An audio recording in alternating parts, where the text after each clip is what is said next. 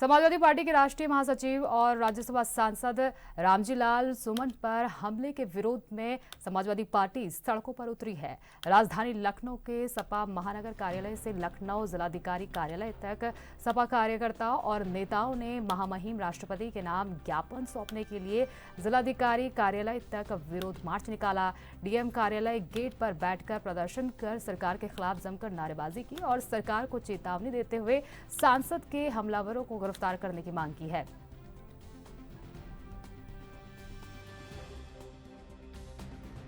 के राष्ट्रीय महासचिव आगरा से सांसद रामजीलाल सुमन पर हुए हमले और धमकी के मामले में समाजवादी पार्टी प्रदर्शन करने का काम कर रही है। रामजीलाल सुमन की सुरक्षा को लेकर कहीं न कहीं प्रदर्शन किया है और ये तस्वीरें हैं लखनऊ कलेक्ट्रेट की, जहां पर आप देख सकते हैं समाजवादी पार्टी के तमाम नेता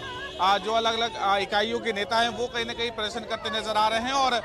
रामजीलाल सुमन को लेकर जो जिस तरह का अपमान हुआ है उसको लेकर ये देखिए तस्वीरें पोस्टर लिए हैं। पीडीए सांसद का अपमान बंद करो,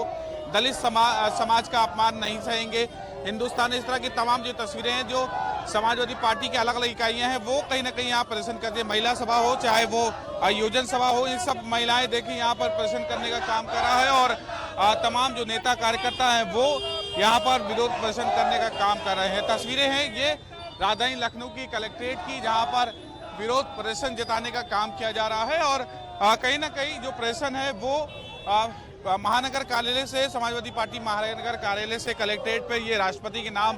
ज्ञापन देने का काम करेंगे और जो तमाम नेता हैं वो कहीं ना कहीं यहाँ विरोध प्रदर्शन करते नजर आ रहे हैं और साफ ये कहा सकता है कि भारी संख्या में समाजवादी पार्टी के कार्यकर्ता नेता यहाँ पर कलेक्ट्रेट जिलाधिकारी कार्यालय के बाहर खड़े हैं और कर्णली सेना ने जिस तरह से रामजीलाल सुमन के घर पर हमला किया था उस मामले में कहीं ना कहीं विरोध प्रदर्शन किया जा रहा है। ये तस्वीरें हैं लखनऊ की कलेक्ट्रेट की और दूसरी तरफ ये देखिए तस्वीरें हैं जो यहाँ विरोध प्रदर्शन करने का काम किया जा रहा है। दीपक रंजन यहाँ पर है, इनसे ही बात करते हैं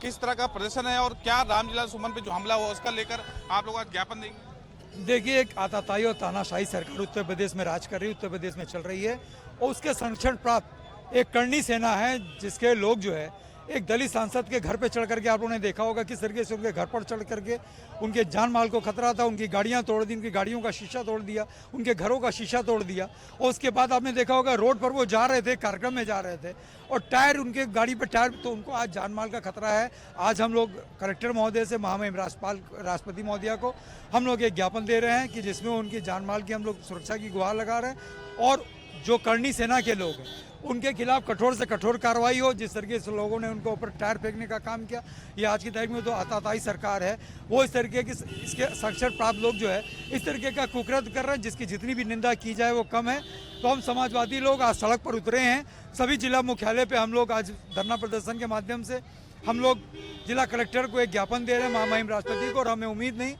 पूर्ण विश्वास है कि महामहिम राष्ट्रपति महोदया जो है इस कर्णी सेना के खिलाफ जो है कार्रवाई करने का काम। कार्रवाई नहीं, प्रदर्शन बड़ा देखा जा सकता है। बिल्कुल होगा, समाजवादी लोग रुकने वाले नहीं है। अगर कोई कार्रवाई नहीं हुई और इस तरीके की पुनरावृत्ति अगर इन्होंने कर्णी सेना के लोगों ने किया तो समाजवादी लोग ईंट का जवाब पत्थर से देना भी जानते हैं। केंद्र सरकार ने कह सकते हैं कि जो जाति जनगणना है उसको लेकर भी कह दिया है और उसको लेकर हरी झंडी दे दी है, लेकिन भारतीय जनता पार्टी इस बात को कह रही है कि जो है समाजवादी पार्टी हो, बसपा हो चाहे कांग्रेस हो, हथियार के रूप में इसको यूज करने का। देखिए, ये पीडीए की बहुत बड़ी जीत है और समाजवादी पार्टी सड़क से लेकर के सदन तक जो है जातिगत जनगणना, कास्ट सेंसस की मांग उठाती रही है। आज भारतीय जनता पार्टी उसी दबाव में आकर के, आज पीडीए के दबाव में आकर के उन्होंने जो है ये फरमान जारी किया। लेकिन मैं पूछना चाहता हूँ इसकी दिन, तिथि, तारीख कब ये शुरू होगी जातिगत जनगणना और कब जो है ये पूरी होगी, कब लोगों के बीच में आएगी। और साथ ही साथ मैं ये भी कहना चाहता हूँ जो कॉलम एक आपने जातिगत जनगणना में एक कॉलम जो आपने जाति का रखा है उसमें एक बेरोजगारी का भी कॉलम होना चाहिए, एक आर्थिक का भी कॉलम होना चाहिए, एक शैक्षिक योग्यता का भी कॉलम होना चाहिए, क्योंकि जातिगत जनगणना से जो भी निर्बल, दुर्बल, सबल और लोग हैं उनको आर्थिक और सामाजिक रूप से अगर आप सबल और प्रबल बनाना चाहते हैं तो आपको जातिगत जनगणना जो पारदर्शी करनी होगी। और जब जातिगत जनगणना का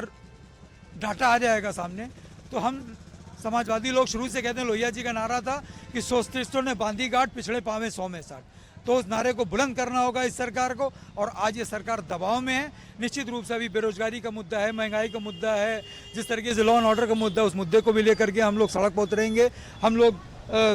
सरकार से मांग करेंगे कि इन मुद्दों को पर भी जो है सरकार का ध्यान आकर्षित कराने का हम लोग करेंगे। सरकार ध्यान आकर्षित करे, पारदर्शी तरीके से जो जाति जनगणना है वो कहीं ना कहीं का ऐसा समाजवादी पार्टी के प्रवक्ता है दीपक जैन ने साफ तौर पे कहा कि सरकार को पारदर्शिता से जाति जनगणना करानी होगी और रामजी लाल सुमन को सुरक्षा देने, इसको लेकर हम राष्ट्रपति को ज्ञापन देने आए हैं और लखनऊ कलेक्ट्रेट में। और इसके बाद भी अगर ये